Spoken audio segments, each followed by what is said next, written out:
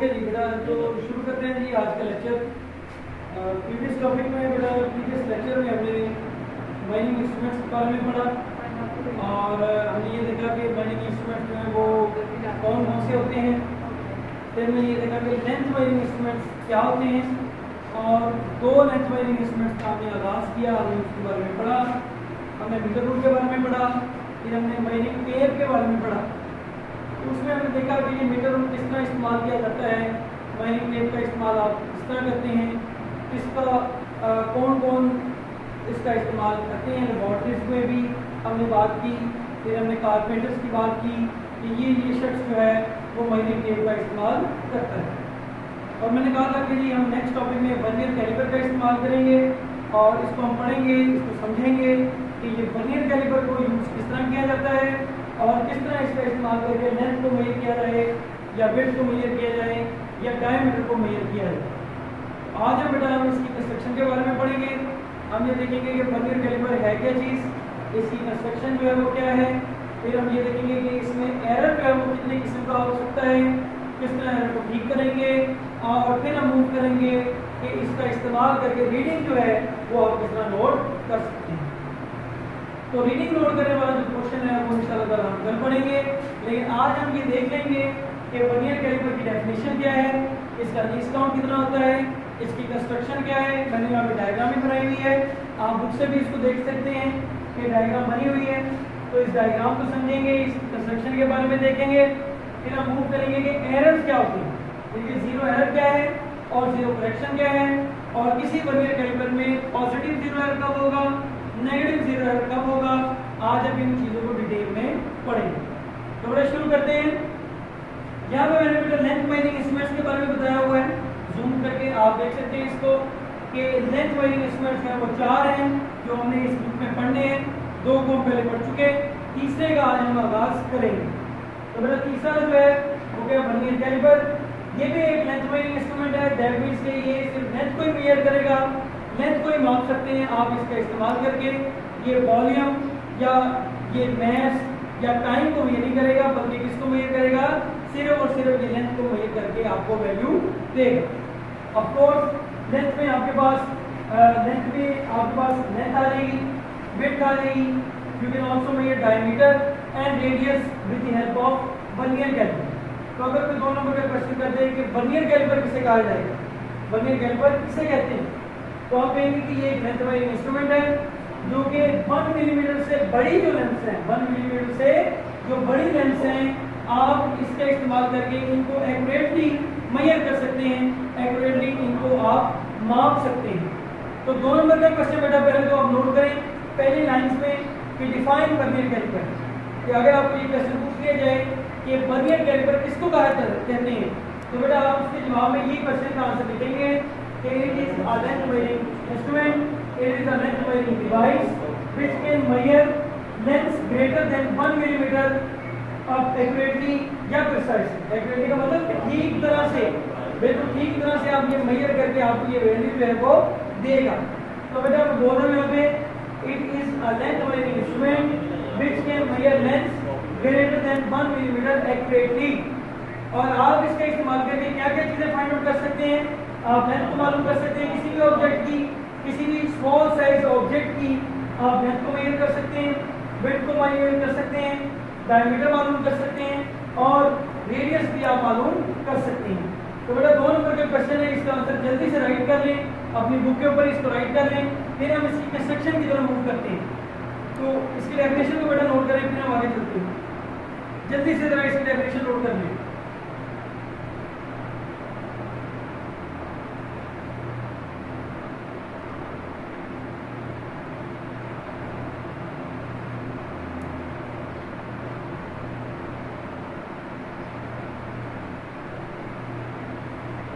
Note कर लिया कि सब लोगों ने, चलिए जी अब मूव करते हैं बेटा इसकी कंस्ट्रक्शन की तरफ। कंस्ट्रक्शन का मतलब ये होता है कि ये किन किन चीज़ों से मिलकर बना है, इसके पार्ट्स के, इनको लेबल करना आपको आना चाहिए, ये पता होना चाहिए कि कौन सी चीज़ कहाँ पे मौजूद है।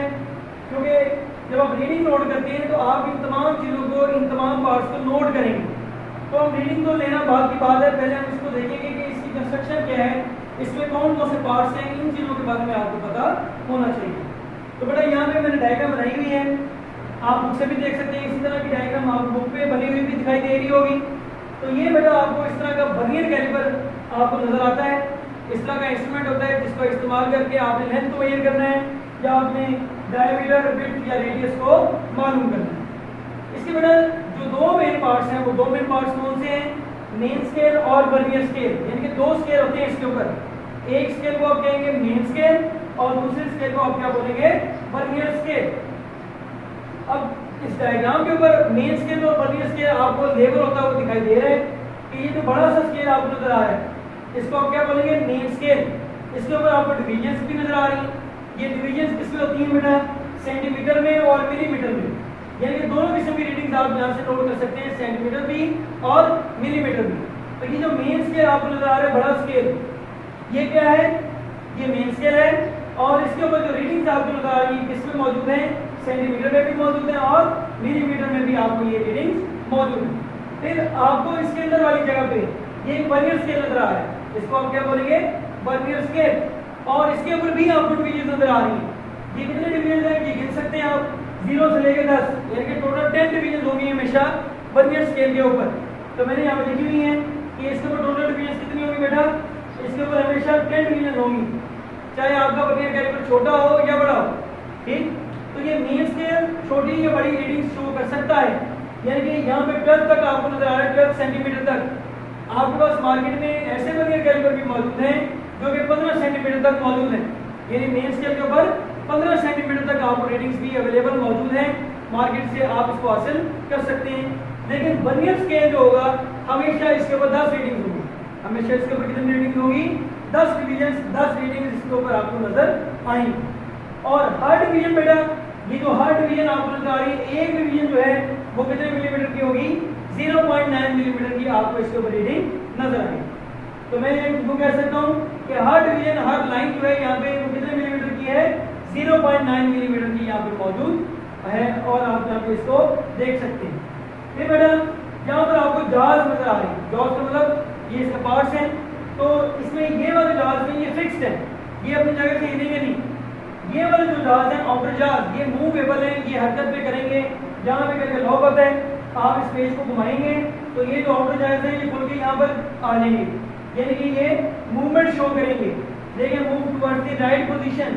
जबकि ये जो जॉज है ये फिक्स है, तो दूसरे जॉज जो है ये इस तरफ आगे पीछे इस तरह मूव कर सकते हैं, जैसे ही आप उसको ओपन करेंगे या जैसे ही आप उसको क्लोज करेंगे।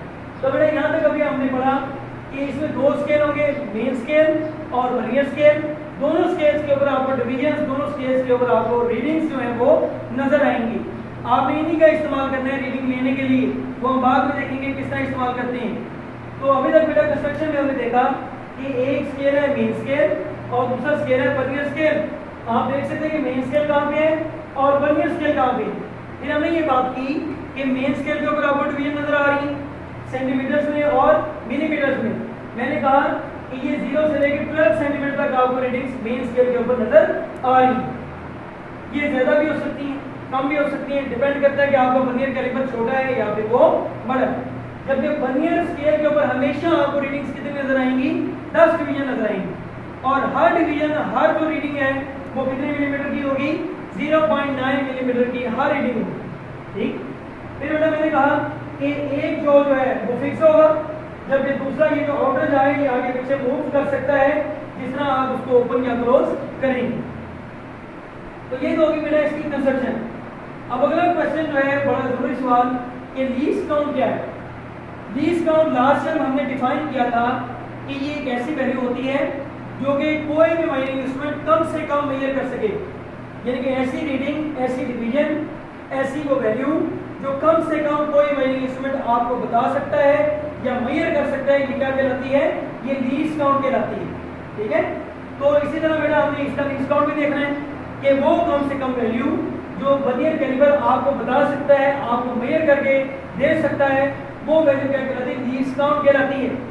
और इसका लीस्ट काउंट मालूम करने का तरीका जो है वो उसने हमें पहले से बता दिया बुक में गिवन, चाहे बुक से निशान लगा लें चाहे यहाँ से नोट कर लें।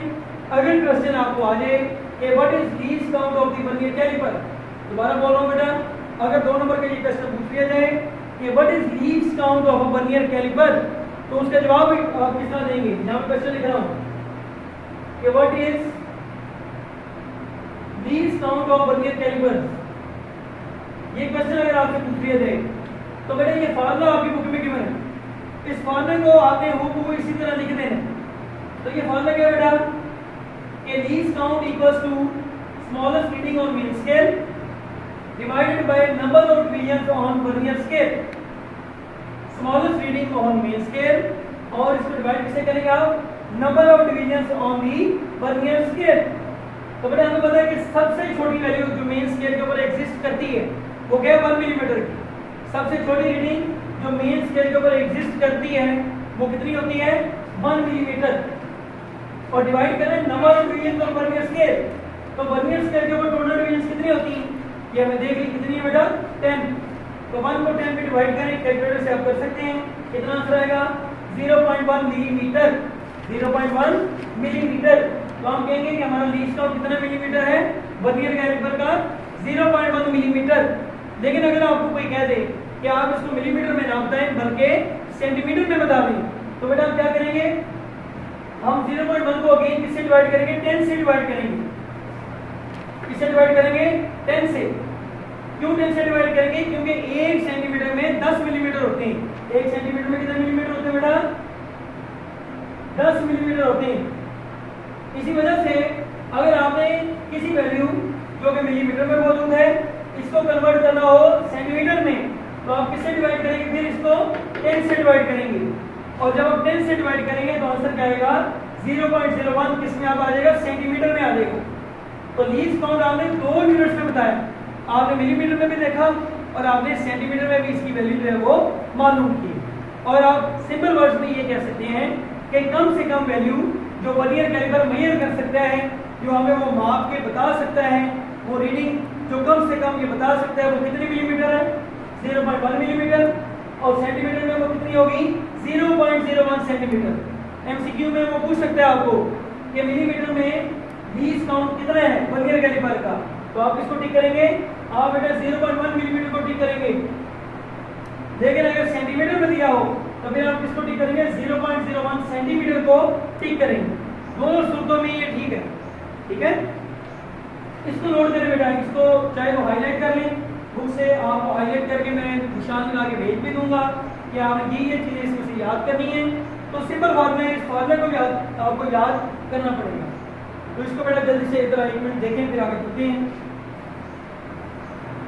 इस फार्मूले को बेटा नोट कर लें और क्वेश्चन लिख लें बुक के ऊपर ही कि what is least count of vernier caliper. फिर हम आगे मूव करते हैं कि जीरो एरर क्या होता है और जीरो करेक्शन क्या होती है।